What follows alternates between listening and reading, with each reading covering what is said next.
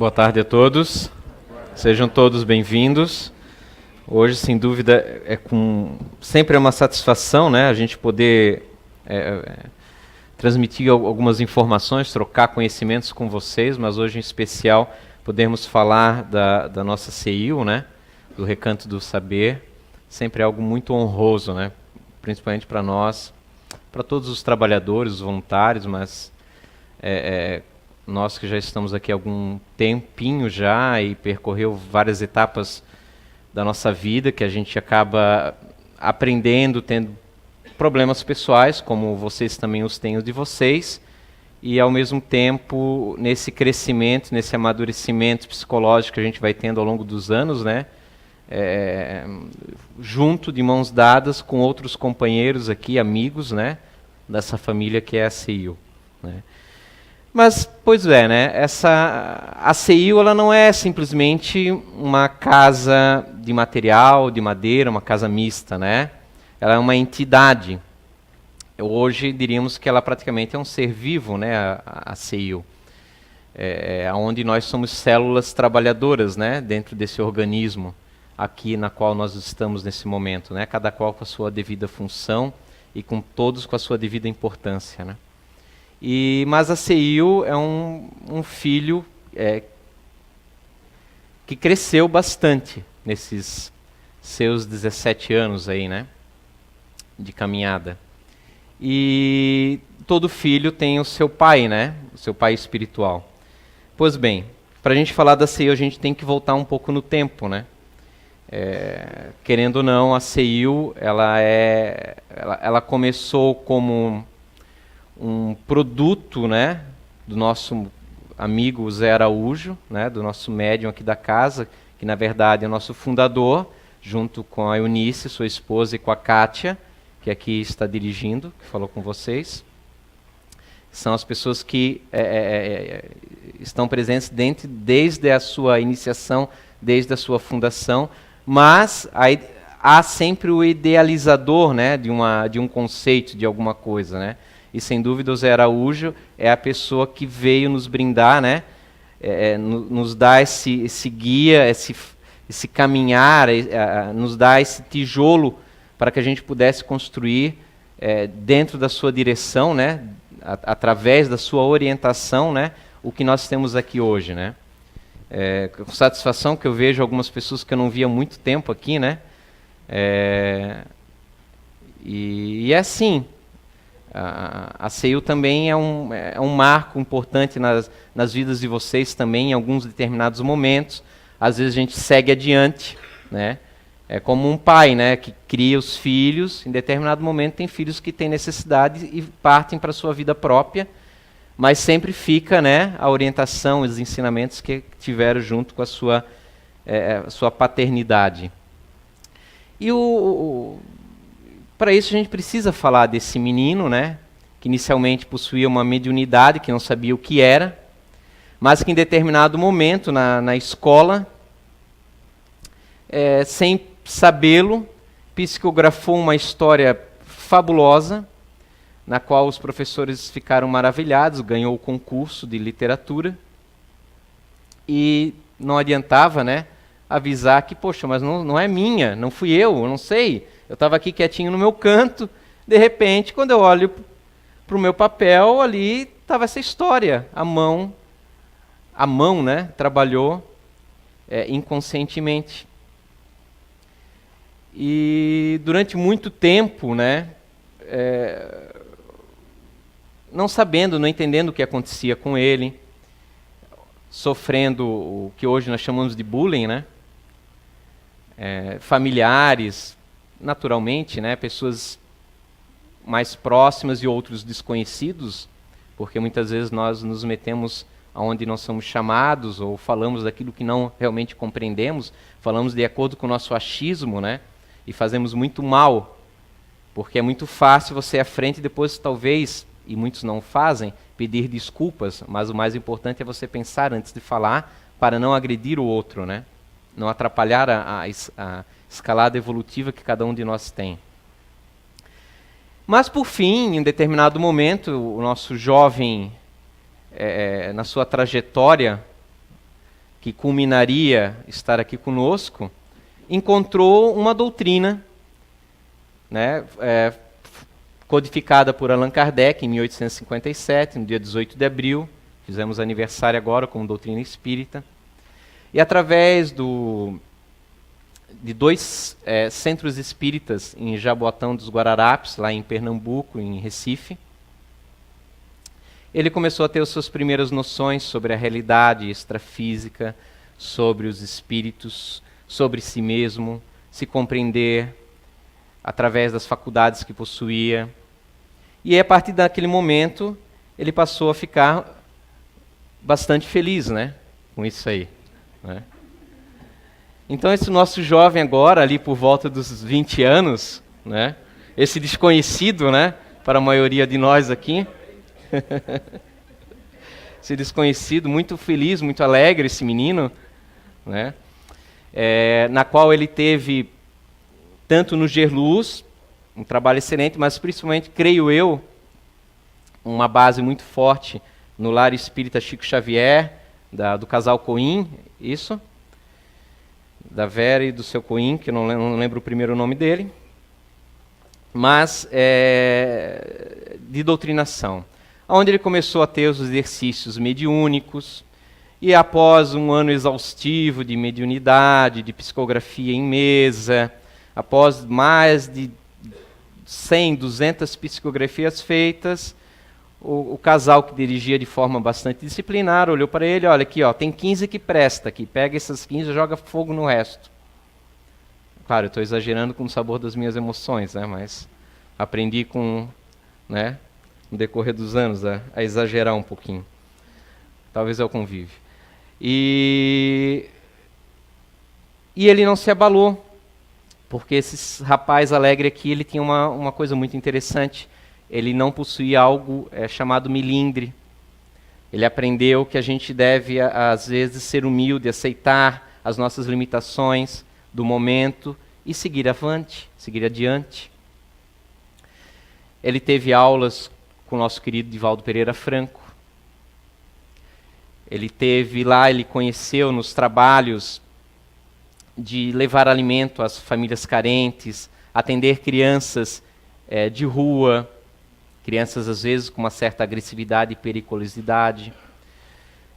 Passou em determinadas regiões, e naquela época ainda existiam os leprosários, onde ele ia aplicar o passe que ele havia aprendido, através daquela casa, um passe diferente do que até então conhecíamos aqui na nossa região, porque era um passe baseado nas obras de Jacob Mello, das próprias pesquisas que ele mesmo fazia, que é o passe que vocês conhecem hoje aqui através da CEIU.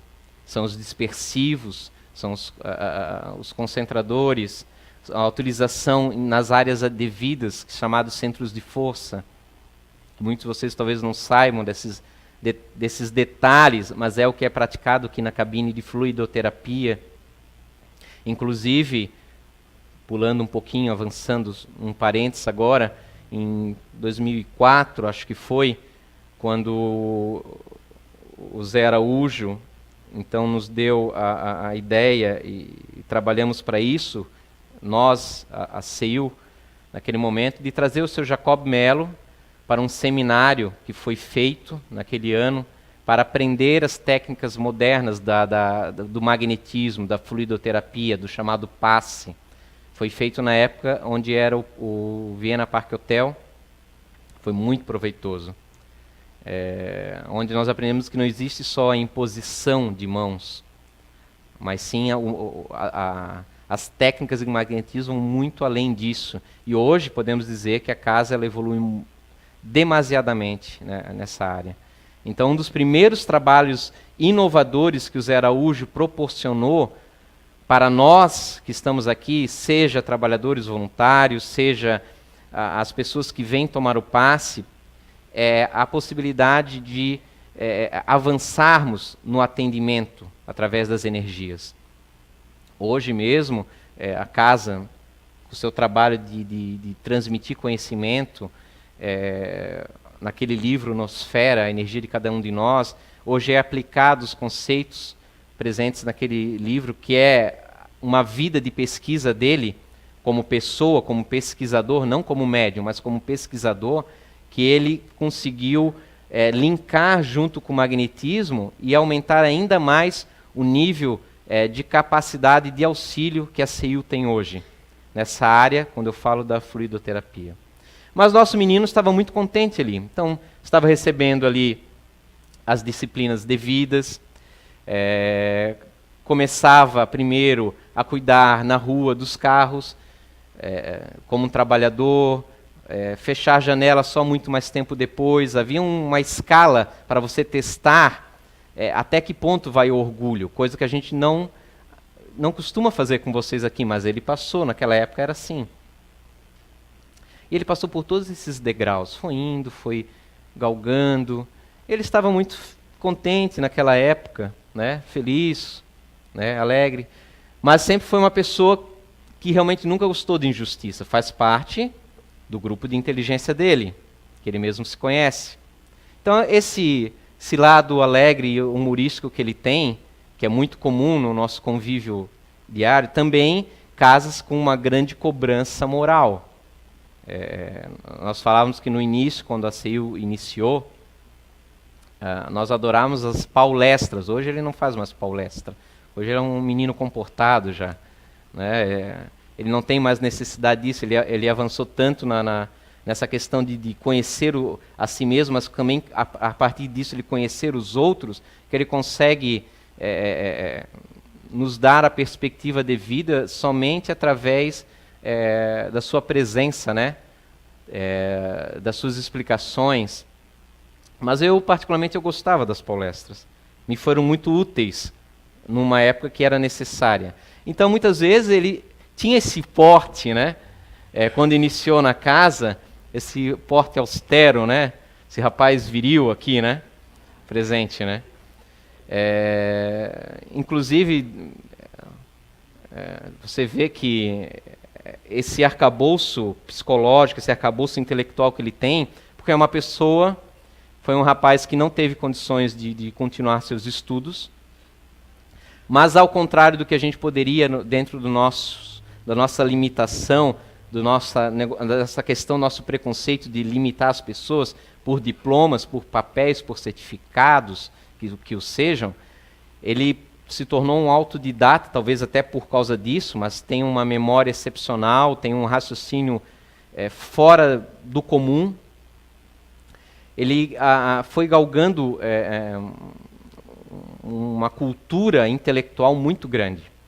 Então ele não expressa isso, de repente, para vocês no público, mas os trabalhadores e as pessoas que têm um contato mais frequente com ele, alguns trabalhadores trabalham profissionalmente com ele, sabem da capacidade intelectual que ele tem, que é muito grande. Realmente é muito prazeroso a gente conversar com ele, porque você acaba aprendendo muito. Ele é um professor, é um pedagogo. E, como bom pedagogo, ele não fala tudo de mão beijada para a gente. Ele vai, espera um momento adequado, solta alguma e você tem que tentar, né, pescar essa informação para o teu próprio sabor, porque ele sabe que cada um tem o seu tempo.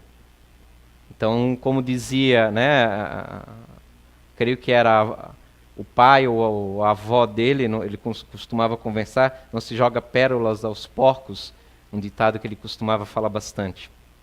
Em que sentido? Não adianta você jogar conhecimento que a pessoa não está em condições de ainda de assimilar. Ele tem paciência, é uma pessoa que não tem ansiedade.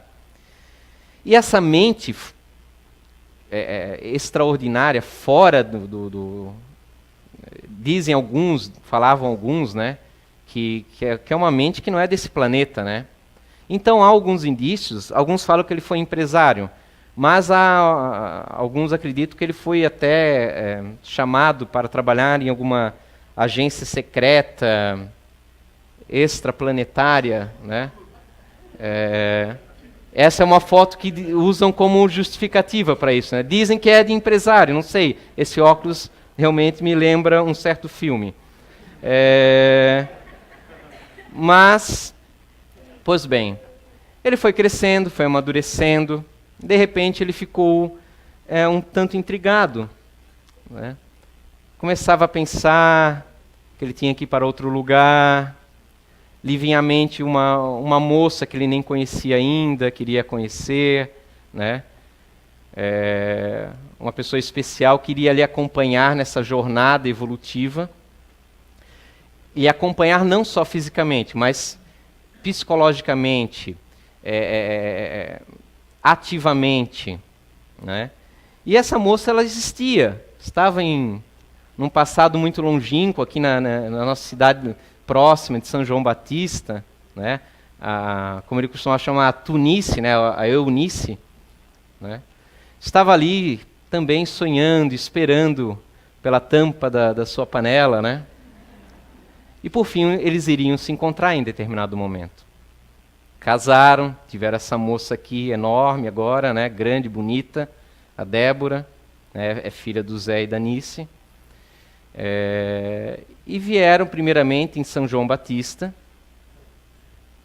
Eis o casal moderno, bonito, né? Vieram para São João Batista. Lá fundaram o primeiro centro espírita, o Amor em Movimento. Isso foi por volta de 98. Por alguns acontecimentos, tiveram que sair da cidade, ficaram um tempo fora. Quando retornaram, vieram residir em Blumenau, aonde, aos poucos, diante de várias situações, foi surgindo, a princípio ele não queria, ele queria trabalhar em outros centros já existentes, mas as coisas, quando são para ser, né, a providência ela vai encaminhando as circunstâncias, os caminhos, e quando a gente vê, estamos em uma determinada direção, que é para ser, mesmo que a gente naquele momento não tenha muito bem consciência do que está acontecendo. E aí na residência, que era na Rua Goiás, era uma casa de 2 andares, eu não conseguia baixar a foto, eu queria até ter mostrado para vocês, foi onde nós iniciamos também.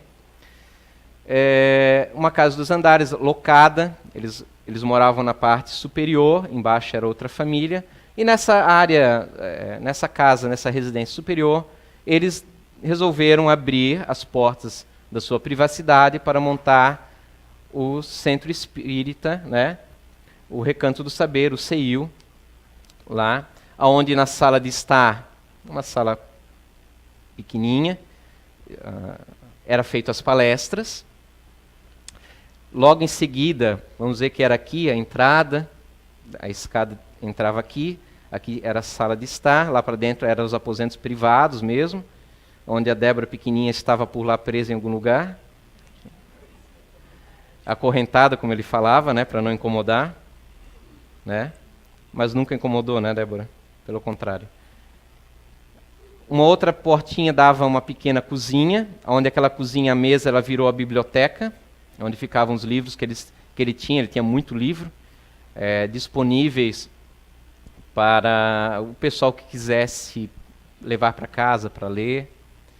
Aí saía-se para uma área de fora, que era tipo um varandão, onde as pessoas podiam esperar a enorme sala de passe que tinha na época, que cabia, acho que, o quê? 2 ou 3 pessoas? 2 pessoas? Com folga era 2, né? Então cabiam 2 pessoas na sala de passe, que era mais ou menos isso aqui, né? Entrava 2 aqui, aí tinham os 2 passistas ali prendidos. Um desses passistas era a senhora aqui, a dona Kátia, que está desde o início com eles. Aquela sala de passe minúscula também se transformava depois, em outros dias determinados, na sala mediúnica.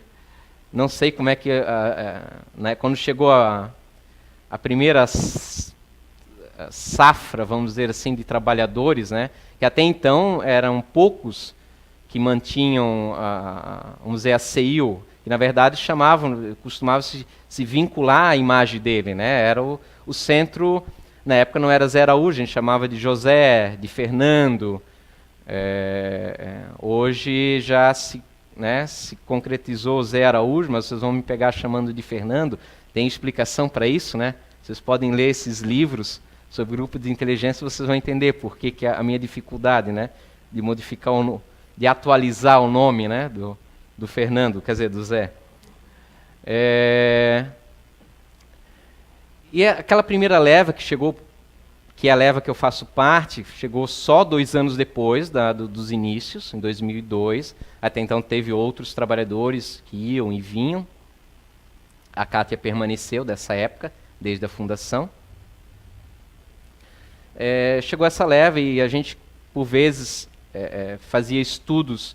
Ele tinha uma apostila já na época, já uma apostila muito interessante, mais dinâmica, já sobre os assuntos de espiritismo, e depois aos poucos ele foi chamando pessoas para participar, teve um pouquinho mais de preparação no passe do que a Kátia Natz. A Kátia teve um curso bastante relâmpago sobre a fluidoterapia para iniciar,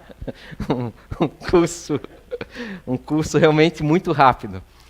E foi se aprimorando, claro, né, no decorrer dos anos, tanto que a Kátia hoje, quem dá os cursos de fluidoterapia é a Kátia Natz, que está à frente disso, sempre com auxílio de outros trabalhadores, mas justamente pelo tempo, né, por ter mais tempo estudou, né.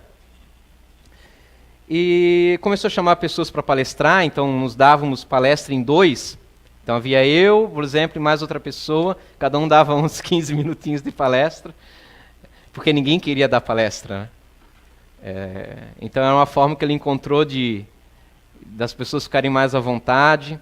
Naquela época, a CEIU, o Zé ele tinha um trabalho também de psicofonia, que é a incorporação, como vocês costumam escutar, onde haviam tratamentos espirituais. Nosso saudoso Dr. Fred, que durante muito tempo atendeu pessoas com várias necessidades, doutora Rachim, que muitos trabalhadores voluntários estão aí nem conhecem, nem sabem da existência dela. Era uma médica indiana, que trabalhou muito tempo, principalmente com tratamentos mais voltados à área, com traumas psicológicos. E durante muito, muito tempo foi na casa do seu Zé Araújo e da dona Eunice, onde eles praticamente bancavam as despesas, as águas, o consumo de água, papel higiênico, copos, isso tudo atrelado às dificuldades financeiras que quem aqui tem família sabe a dificuldade. O pagamento do aluguel da casa, que não aceitavam receber presentes, doações em dinheiro, nem pensar, porque ele dizia, enquanto não tiver uma sede própria, que não está vinculado o centro espírita, a minha pessoa, eu como indivíduo, não posso aceitar nada. Porque daí é para mim, eles vão dizer. Ou podem pensar, podem ter uma má interpretação. Mediunidade é gratuita, sempre deve ser. O que dai de graça, o que recebei de graças, né? Jesus já falava. Então somente a CEU foi começar a aceitar realmente doações, como vocês hoje fazem e continuem a fazer, porque nós necessitamos, a um custo muito alto, né, em tudo isso. A partir do momento que veio para essa casa, que é muito pitoresco, porque foi graças a uma providencial dor de barriga, que o Zé e a Anice costumavam caminhar por aí, e a Anice, no meio do trajeto, alguma coisa surgiu no interior dela que falou, nossa, precisamos voltar para casa. Não devemos, algo me diz que devemos voltar. E voltando, adentraram a ruazinha aqui e passaram aqui na frente, estava para alocar essa casa. É aqui mesmo. Então o seu Zé se reuniu os trabalhadores da época. Olha, é tanto de aluguel, vamos alocar. Mas vamos conseguir? E aí ele nos deu uma aula, né? Pô, se vocês não têm fé, né? Como é que vocês vão pedir para os outros? E realmente, com a nossa pouquíssima fé, mas seguindo a orientação do professor, foi locado esse local em que vocês estão aqui hoje. Era bem menorzinho, vocês veem que tem essa parte de madeira ainda, né? Então, não havia essa parte dos fundos, nem a parte de baixo. A casa era totalmente de madeira, não havia essa parte onde tem a biblioteca na frente. Ela era amarela, então por muito tempo ficou conhecida de forma pejorativa por quem não gostava, né, de centrinho da Odebrecht, centrinho amarelo e coisas do gênero, aonde havia essas colunas eram divididas em salas, a palestra acontecia bem aqui onde tem esse vão maior, ali era o palco, se não me falha a memória, primeiramente. Aí onde vocês estão no fundo era a biblioteca, e aqui essa sala aqui é onde acontecia o passe. Isso. Né? Durante muito tempo fomos aprendendo as técnicas de passe, que ele foi passando para nós. Foi montada uma mesa mediúnica, também com uma característica que não se vê comumente no meio espírita, mais conservador, porquanto nossas conversas, porque nós não doutrinamos as pessoas, porque o espírito que se apresenta ali só está sem corpo de carne, mas é uma pessoa. Nós não doutrinamos ninguém, nós conversamos com as pessoas que chegam naquele momento, que estão em determinadas circunstâncias necessitando de apoio. E as doutrinações, para usar o termo mais popular, as doutrinações, elas acontecem de forma não simultânea, eu ia até falar simultânea, dá a entender que vários doutrinadores conversam com um único espírito. Não, elas são doutrinações paralelas, onde cada médium tem um doutrinador ao lado,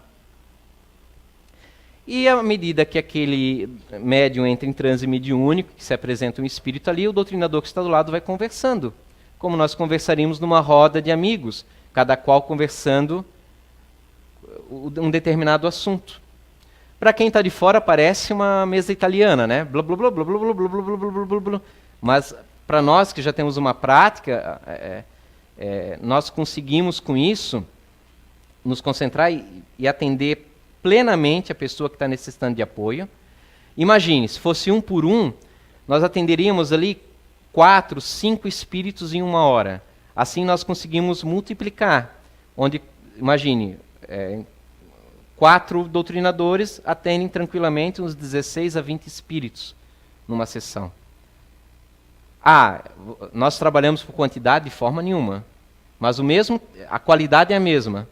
O mesmo tempo que eu ia dedicar para aquele espírito, eu estou fazendo, só que tem um outro que, em vez de um doutrinador ficar esperando, ele está já conversando com outra pessoa. Isso nós aprendemos com ele.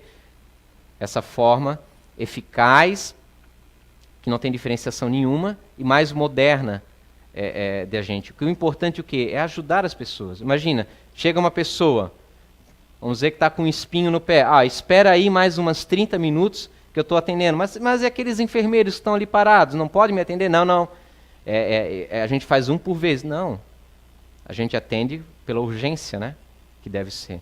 Então, todos esses detalhezinhos que vocês não conhecem, a gente foi aprendendo com o Zé Araújo. E a gente, quando digo a gente, realmente a gente, os trabalhadores que fazem parte da CEIU. Então, aos poucos, essa casa foi crescendo, né? Ele foi descentralizando. Vocês podem ver que nós temos muitos palestrantes na casa. Você vai, às vezes, em alguns locais mais conservadores, 1, 2 palestrantes só. Ele nunca quis, de forma alguma, os holofotes para ele, mas é natural que vá para ele, né? Pela maturidade que ele tem, mas sempre orientou de forma muito disciplinar a casa. Então formou muitos palestrantes, deu oportunidade para muita gente, formou muitos passistas, deu oportunidade para muita gente poder ser úteis no dia a dia. A CEIU teve várias fases, ela foi aos poucos crescendo e adquirindo uma vida própria. Começou a se desvincular do Zé. Não que não haja a filiação paternal, sempre vai tê-lo. Mas é aquela questão que o cordão umbilical foi aos poucos se desfazendo. Ele construiu isso para ser dessa forma. Então a CEIU, você vê trabalhadores, alguns mais antigos, outros bem mais novos, mas que o trabalho, a sua estrutura se mantém. Foi trazendo conhecimento, como eu falei do Jacob Mello, que é um grande estudioso na época, nos foi muito útil, muito agradável. foi renovando o curso de Espiritismo, que era centralizado nele. Aos poucos fui vindo outros trabalhadores que tem aqui, que estão um pouco de férias, mas a gente vai trazer, logo está acabando também as férias deles, vão voltar a dar cursos. Foi vindo o Alexandre hoje, que está bastante à frente do curso de Espiritismo. Foi surgindo, acho que agora me falha a memória, 2012 por aí, acho que foi o SOS Depressão, que auxiliou muitíssimas pessoas. Hoje é SOS Emocional, independente da religião. Tivemos aqui uma quantidade enorme de pessoas que não eram espíritas, não foi pedido nunca para serem espíritas, e permaneceram nas suas devidas religiões felizes e alegres, e graças a Deus que deve ser assim. Porque espiritismo não é goela abaixo, é uma sintonia quanto aos seus conceitos. Ninguém pode forçar o outro a ser espírita. Isso é um momento na vida dela, é uma questão muito pessoal. Os caminhos para Deus são muitos. Há os equívocos, sempre há no movimento espírita, há o equívoco dentro do cristianismo, há o equívoco dentro do budismo, em tudo há equívocos, porque são formados por pessoas. Então, nós devemos fazer a nossa parte. Me lembro muito bem, já tivemos terapias de vidas passadas, mas de forma espontânea, onde os espíritos conduziram o Zé em um caso que a moça tinha pavor de água. Ela ficou tão grata que ela quis permanecer aqui. Ele percebeu que ela não se sentia muito bem, chamou ela para uma conversa fraterna, porque ela era catequista, e ele falou: minha filha, vai ser catequista, tua missão está lá. E ela foi feliz e alegre e permanece bem saudável dentro do que lhe é empático. Então, isso é a CIU. O exemplo dele é o exemplo que a CIU, é a energia que a CIU tem. É o que nós aprendemos. Muitas vezes nós não conseguimos ainda fazer nesse mesmo patamar de humildade. Eu nunca vou esquecer, certa feita, ele contando para nós que ele estava, veja só, que todos nós evoluímos. Hoje, vocês conhecem o Zé Araújo, que sempre foi moralmente muito evoluído, mas ele tinha as suas características de personalidade que hoje ele tem um total controle. É impressionante. Ele não é o mesmo Zé Araújo que eu conheci em termos de temperamento, é a palavra. Moralmente é o mesmo, mas o temperamento está muito mais aperfeiçoado. Porque é isso, não é isso a finalidade da vida, aperfeiçoamento? Quem é perfeito? Em períodos, ele tinha às vezes a questão de, diante de uma injustiça, ele se exaltar um pouco. E como ele tinha levado o carro na oficina, eu adoro essa história, e as pessoas iam passando os outros carros na frente, e aquela história, né? Infelizmente, quando a gente é educado, as pessoas não dão valor. Então, uma hora ele realmente achou injusto e se exaltou. Aí, obviamente, que as pessoas daí, infelizmente, daí botaram o carro na frente. E a Débora daí falou: pai, mas o que é isso que você fez? Se isso é ser espírita, eu não quero ser espírita. E isso que eu acho legal. Ele poderia, como muitos de nós, né, sentir doído no orgulho. Fica quieto, você é minha filha, não pode me falar dessa forma. Ao contrário. Ele olhou, ele raciocinou, foi lá e pediu desculpas de mão para cada mecânico, cada pessoa que estava dentro ali do estabelecimento. E eu nunca vou esquecer isso. Para mim é ser humilde. Quantas vezes eu e vocês, a gente faz coisa errada e não tem coragem nem de pedir perdão, nem desculpa, quanto mais reparar. Quanto mais falar em público os erros que nós cometemos, porque a gente esconde daí. Eu já fiz a lambança, agora eu vou deixar quieto, né? Também, para que vou falar, né? O que as outras pessoas vão pensar sobre mim, né? E ele nunca. Isso é só um exemplo, tá? Dos muitos que ele nos deu no decorrer desses longos 17 anos. Então, Esse é o grande foco, esse é a grande visão da CEU. Esse é o grande diferencial. Nós tínhamos aqui, nós fizemos o primeiro teatro espírita na Noite Cultural Espírita de Blumenau, quando se juntava as casas espíritas, graças ao professor Alexandre. Fazemos em 2 anos seguidos. Fizemos, nossa, tantas coisas, o Foreblu, né? Disseminando conhecimento, trabalhando, dando prejuízo. Porque assim, é aquela história, é caro para quem paga, né? Mas não é o suficiente, gente, para bancar tudo.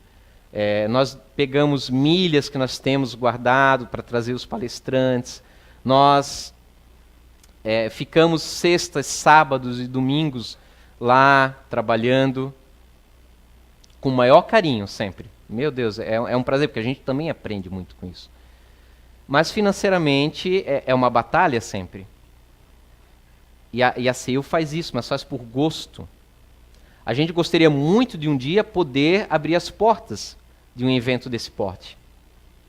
E tantas outras coisas que vão vindo, eu nem abri o meu papelzinho, né? Eu também já extrapolei, né? Falei meia hora. Eu sou fogo, né? Nunca cumpro as coisas.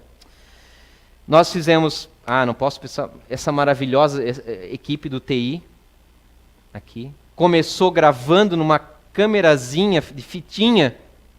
Lembra que existia uma coisa, jovens, chamada fita magnética? Sim, nós tivemos isso. Gravávamos DVD para vender DVD ali na frente das palestras, bem baratinho, mas para arrecadar fundos, né? Botamos fibra óptica, uma fortuna, mas dá uma transmissão boa para as pessoas verem. Tivemos um período das psicografias públicas maravilhosas. A editora CEU são mais de 12 livros. Mais de 12 livros. Uma grande parte psicografado, mas livros de autoria dele mesmo, da pesquisa, do arcabouço dele, livros psicografados. Livros do Roberto Carrilho sobre as psicografias públicas de pesquisa. Então a CEU, ela cresceu e ela chega agora na sua fase de entrar para a vida adulta, né? Ano que vem são 18 anos, vai ter carteira de motorista. Então, ela chega muito bem. Ela chega com seus passos firmes, no devido tempo. Trabalhadores que chegaram mais recente, mas que acrescentaram muito. Porque sabe como é que é, né? Os mais velhos vão encarangando, vão enferrujando, né? A gente começa a ficar com uma barriguinha, já está querendo mais ficar no sofá deitado, né? Aí chega essa moçada bonita, nova, né? Que dá um gás, acrescenta muito. Porque cada pessoa é um indivíduo especial, diferente, e traz uma riqueza, traz uma coisa que acrescenta, né, nesse organismo chamado CEU, que é fabuloso. Tem muito de vocês que estão aqui há anos, que eu sonho um momento que eu vou ver vocês de voluntários também. Mas tudo tem o seu devido tempo, né? Para um ano, para outro 5, para outro 10, para outro 20, não importa, né? Todo um tem o seu devido momento, o seu tempinho. Né? Alguns estão aqui nas palestras, mas que eu não lembro mais de ter visto em cursos. Né? Dou minha cobradinha agora, né? Eu preciso de clientes, né? Senão não ganho meu bônus horas. Mas é muito maravilhoso estar aqui com vocês. Estar aqui com vocês. Com todos vocês. Porque um corpo sadio não é nada. Não é um corpo completo se não tiver todos vocês. Todos vocês têm algo de especial dentro de vocês. Tem um motivo por estarem aqui. Tem o seu tempo de maturação. Tem o seu tempo de aprendizado. Vocês estão no caminho certo. Não necessariamente não se sintam obrigados a permanecer aqui. Às vezes a gente tem uma sementinha aqui e outra lá, para a gente despertar em outro local. Mas as experiências no trajeto contam, elas se acumulam. E aí, em determinado momento, você acha que, puf, despertou, mas não, é um trabalho de formiguinha que vocês têm feito. São vocês que fazem. Nós disponibilizamos realmente um material muito rico, muito maravilhoso, mas são vocês que decidem, são vocês que têm o poder sobre a vida de vocês. Não é nenhum espírito, não é nenhuma água fluidificada, não é nenhum passe que vai tornar a vida de vocês bacana, maravilhosa. É vocês tomarem as rédeas do seu destino. Nós não podemos controlar as circunstâncias, muitas vezes, que acontecem nas nossas vidas. Não é isso que o livro dos Espíritos quer dizer sobre o livre-arbítrio. Ele quer dizer que nós, sim, temos autonomia de interpretarmos o que acontece conosco de forma positiva.